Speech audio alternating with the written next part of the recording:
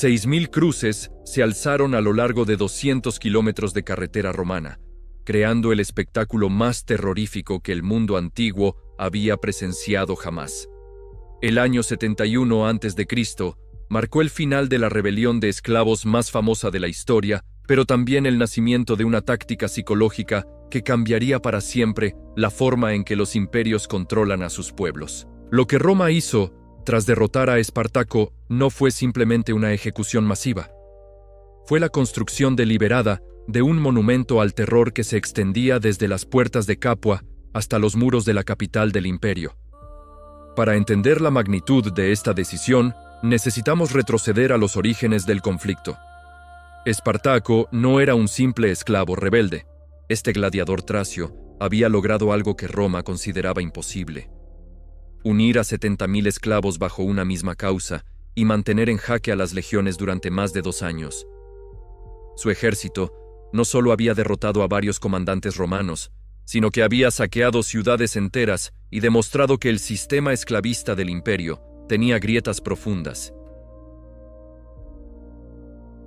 No bastaba con haber ganado la guerra. Necesitaban asegurarse de que ningún esclavo volviera a considerar siquiera la posibilidad de alzarse contra sus amos. La respuesta que dieron revelaría la verdadera naturaleza del poder romano. Estudios recientes sobre psicología social sugieren que las decisiones tomadas por Roma en aquellos días siguieron patrones que hoy reconocemos como guerra psicológica avanzada. Los dirigentes romanos comprendían intuitivamente algo que la ciencia moderna ha demostrado: el miedo puede ser más efectivo que la fuerza bruta para controlar poblaciones enteras. La Vía Apia era mucho más que una simple carretera. Construida 300 años antes, esta ruta conectaba Roma con las regiones más ricas del sur de Italia.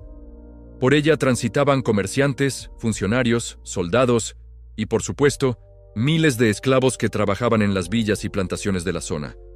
Era, según los historiadores modernos, el escaparate perfecto para el mensaje que Roma quería enviar. La crucifixión en sí misma ya era un castigo diseñado para maximizar el sufrimiento y la humillación. Los romanos la reservaban específicamente para esclavos, piratas y los enemigos más despreciados del Estado. Pero lo que hicieron con los supervivientes de la rebelión de Espartaco fue elevar esta práctica a una dimensión completamente nueva. Los testimonios de la época, aunque fragmentarios, nos permiten reconstruir lo que debió ser aquella macabra procesión. 6.000 hombres fueron crucificados no de forma aleatoria, sino siguiendo un patrón calculado. Una cruz cada 30 metros aproximadamente, creando una línea continua de sufrimiento visible desde cualquier punto de la carretera principal del imperio. Pero aquí viene lo verdaderamente escalofriante. Según las fuentes históricas, muchos de estos hombres no murieron inmediatamente. La crucifixión era un proceso lento que podía prolongarse durante días. Esto significa que durante semanas, cualquiera que viajara por la Vía Apia se encontraba no solo con cadáveres, sino con moribundos que seguían agonizando bajo el sol mediterráneo. Los efectos psicológicos de este espectáculo eran múltiples y calculados. Por un lado, cada esclavo que pasaba por allí recibía un mensaje directo sobre las consecuencias de la rebelión.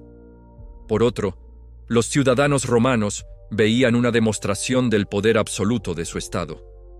Y los visitantes extranjeros comprendían inmediatamente que Roma no conocía límites cuando se trataba de defender su autoridad.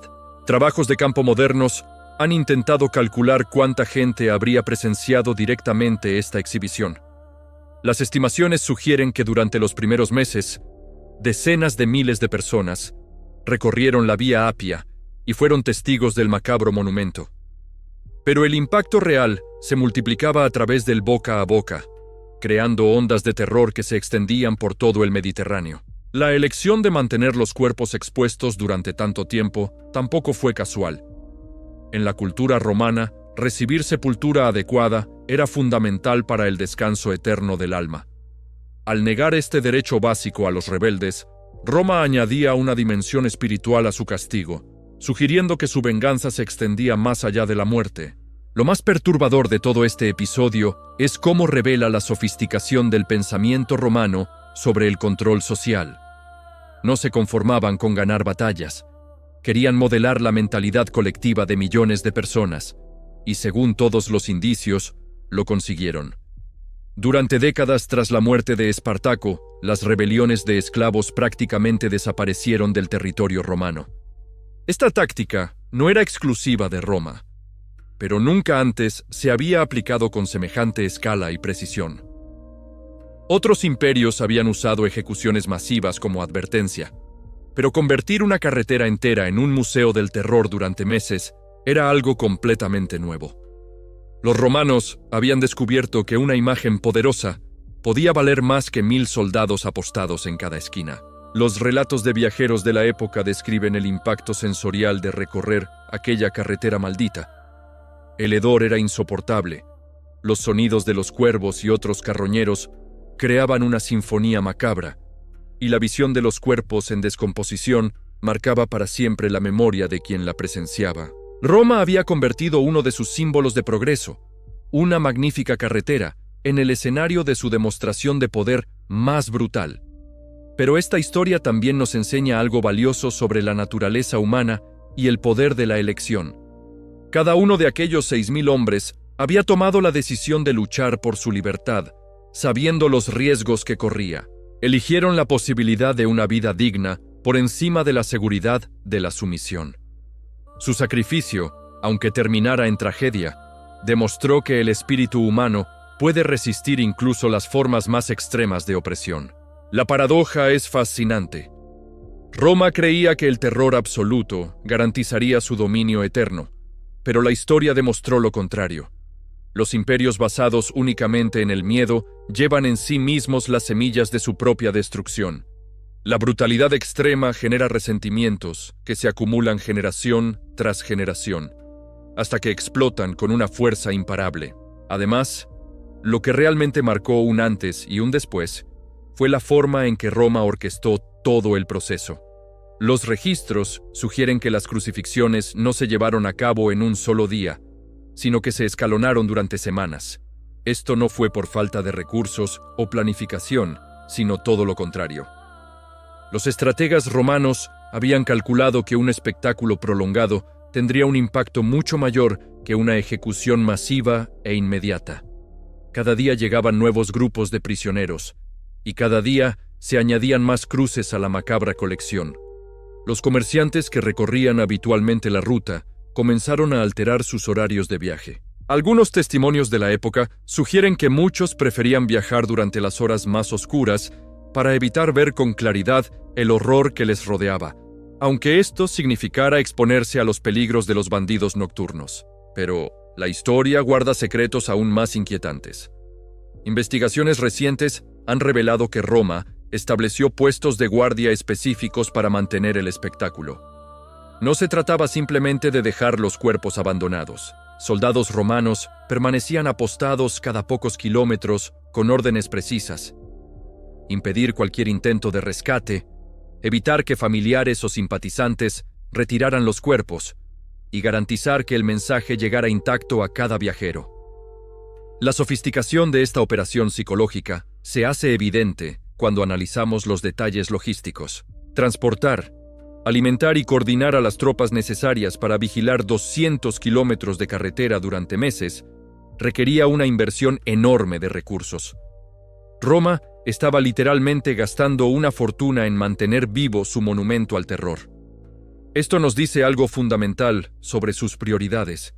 Consideraban que el impacto psicológico valía cualquier coste económico. Los archivos militares de la época, aunque incompletos, revelan que algunas legiones recibieron órdenes específicas de documentar las reacciones de los transeúntes. Los oficiales romanos no se conformaban con intimidar. Querían estudiar cómo funcionaba la intimidación. Recogían información sobre qué grupos parecían más afectados, qué tipos de reacciones observaban, y cómo variaba el impacto según la hora del día o la estación del año.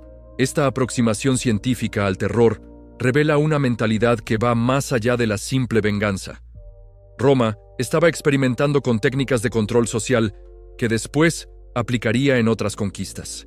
Las tácticas perfeccionadas durante aquellos meses en la Vía Apia se convertirían en el manual no escrito para someter pueblos rebeldes en Germania, Britania y otros territorios fronterizos. Sin embargo, la historia nos reserva una revelación especialmente escalofriante sobre el destino final de Espartaco. Aunque sabemos que murió en la batalla final contra Craso, su cuerpo nunca fue identificado entre los caídos. Algunas teorías sugieren que esto fue deliberado. Roma necesitaba que la figura de Espartaco desapareciera por completo, sin tumba que honrar ni reliquia que venerar. Su ausencia entre los crucificados enviaba un mensaje igual de poderoso. Ni siquiera en la muerte tendrían la satisfacción de conocer el destino de su líder. Los efectos de esta campaña de terror se extendieron mucho más allá de la población esclava. Las familias patricias romanas comenzaron a modificar sus comportamientos domésticos. Los testimonios de nobles de la época muestran un aumento significativo de la paranoia hacia sus propios sirvientes. Se instalaron sistemas de vigilancia más estrictos en las villas, se limitaron las reuniones entre esclavos y se introdujeron castigos preventivos por infracciones menores. Paradójicamente, este clima de desconfianza extrema acabó debilitando la eficiencia del sistema esclavista romano. Cuando los trabajadores viven en terror constante, su productividad disminuye.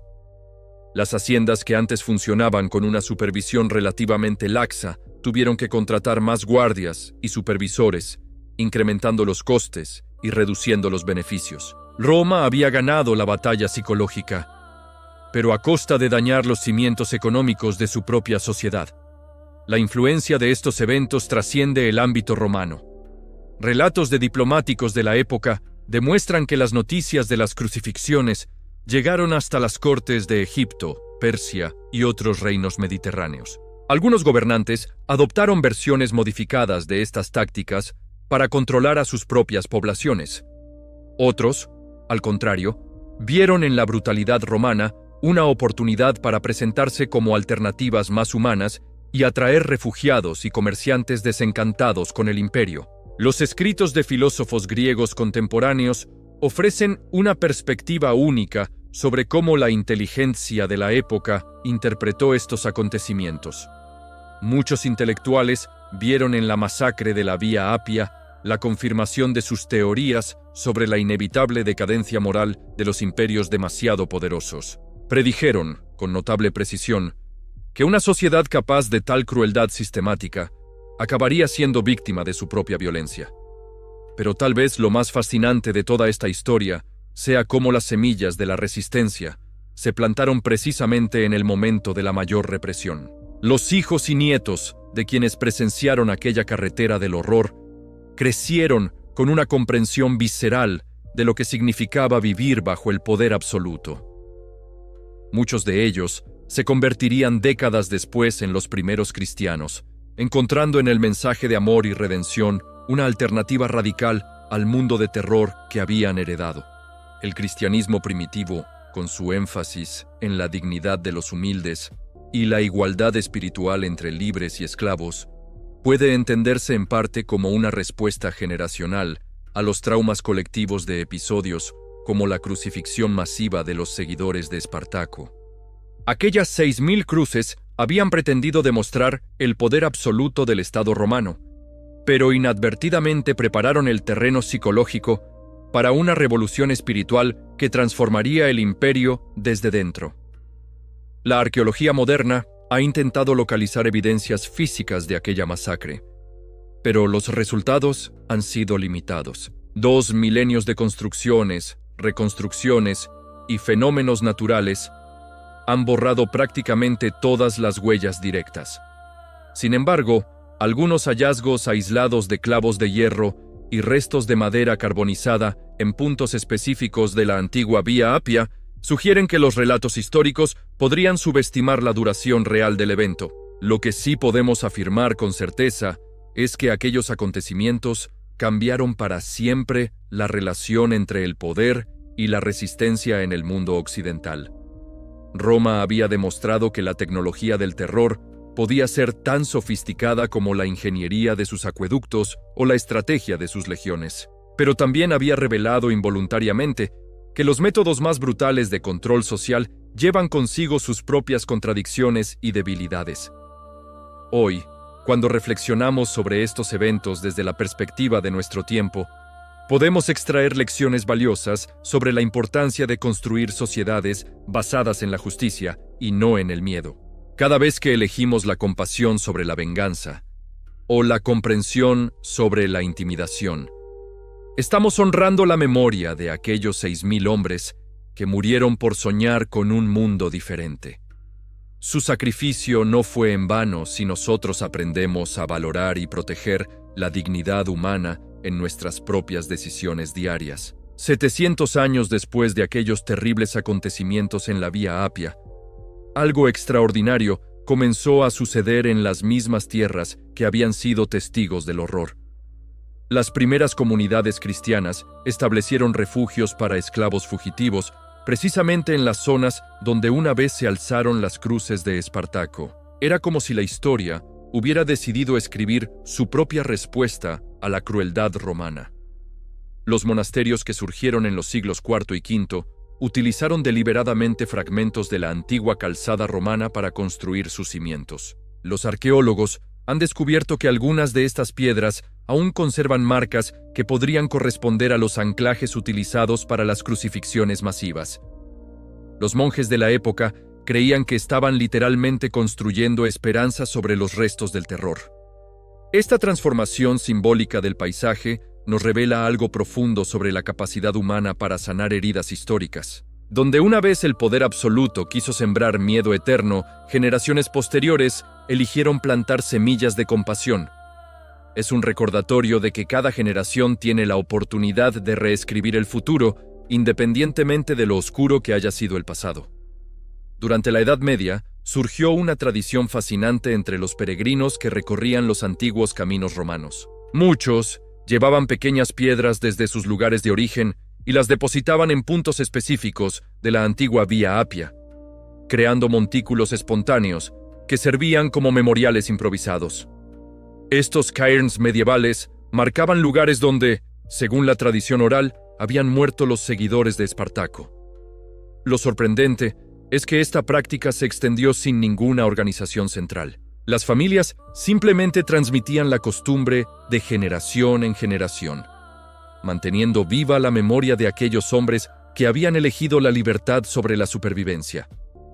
Era una forma de democracia memorial que desafiaba silenciosamente cualquier intento de borrar del todo aquellos acontecimientos. Los comerciantes árabes que llegaron a Italia durante las primeras expansiones musulmanas registraron encuentros con aldeanos locales que aún conservaban relatos detallados sobre la rebelión de Espartaco.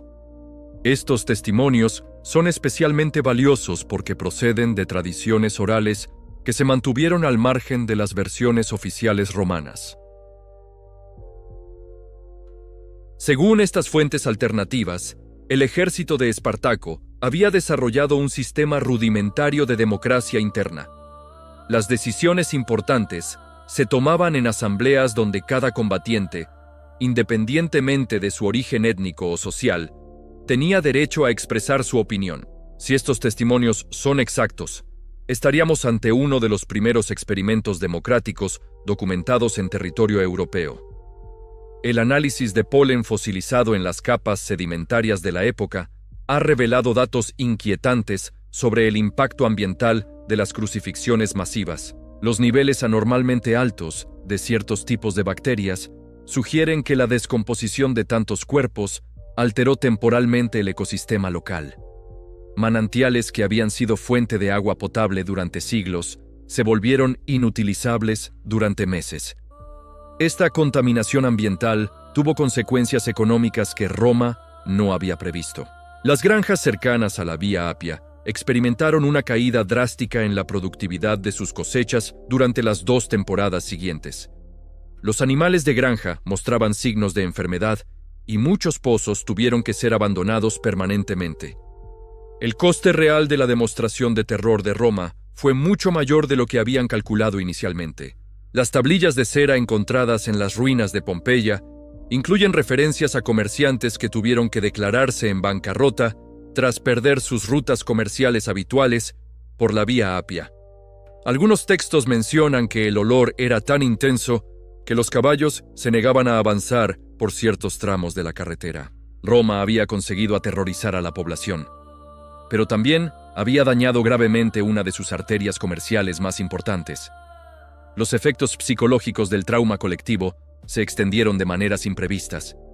Los médicos griegos de la época comenzaron a documentar un aumento significativo de pesadillas y episodios de terror nocturno entre quienes habían presenciado las crucifixiones. Desarrollaron tratamientos específicos basados en hierbas y rituales de purificación para ayudar a las víctimas de lo que hoy reconoceríamos como estrés postraumático. Estos tratamientos incluían terapias grupales, donde los afectados compartían sus experiencias en círculos de confianza. Sin saberlo, aquellos médicos griegos estaban pionereando técnicas que la psicología moderna redescubriría 2 milenios después.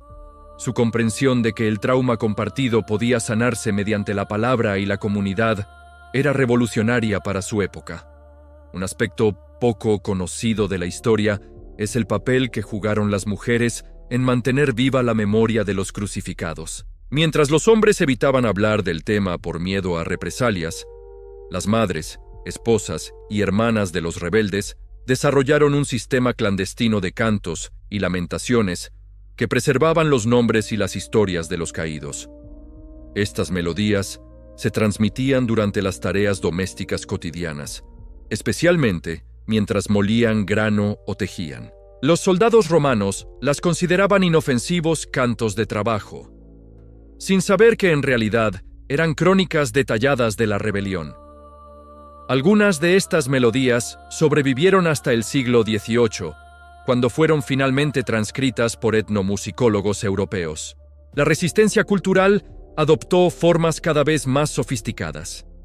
Los alfareros de la región comenzaron a incorporar símbolos sutiles en sus cerámicas, pequeñas marcas que representaban cruces rotas o cadenas partidas.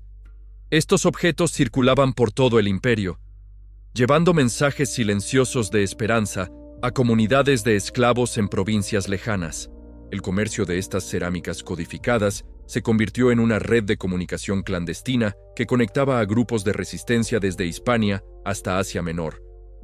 Roma nunca logró descifrar completamente este sistema de símbolos, lo que permitió que operara durante décadas después de la muerte de Espartaco. Los gladiadores supervivientes de otras escuelas desarrollaron rituales secretos para honrar a sus compañeros caídos. Antes de cada combate en el anfiteatro, realizaban gestos específicos que parecían simples calentamientos, pero que en realidad eran homenajes codificados a la memoria de Espartaco y sus seguidores. Estos rituales se extendieron por todo el imperio, creando una hermandad silenciosa entre los gladiadores. Cuando el emperador Nerón prohibió estas prácticas, tras descubrir su verdadero significado, los gladiadores simplemente las adaptaron. Convertían sus propios combates en representaciones simbólicas de la lucha por la libertad, donde cada golpe y cada movimiento contaba una parte de la historia de la rebelión. Los efectos a largo plazo de la campaña de terror romana fueron exactamente los contrarios a los que habían pretendido. En lugar de erradicar la idea de resistencia, la habían convertido en algo sagrado.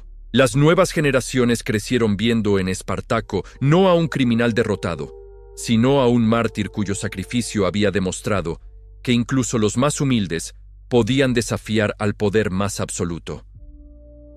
Esta transformación de la narrativa revela algo fundamental sobre la naturaleza humana. El sufrimiento injusto no destruye el espíritu de libertad, sino que lo fortalece. Cada generación que creció escuchando las historias de aquellas 6.000 cruces aprendió que la dignidad humana vale cualquier precio y que hay cosas por las que merece la pena luchar sin importar las consecuencias.